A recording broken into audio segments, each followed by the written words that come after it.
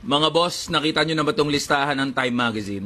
Yung listahan na to, ito daw yung best companies sa buong mundo. Kumbaga, ito yung mga pinaka-okay, pinaka-magaganda, the best niya ng mga kumpanya So kung magtatrabaho ka, dito ka pumasok, ito piliin mo. Kasi best companies nga daw O ano daw yung best company sa Pilipinas, nakabilang dyan sa world's best. O andyan yung Ayala, SM, Jollibee, Aboitiz, Robinson, PLDT, tsaka Pure Gold. O sinabi naman, best company, hindi best employer.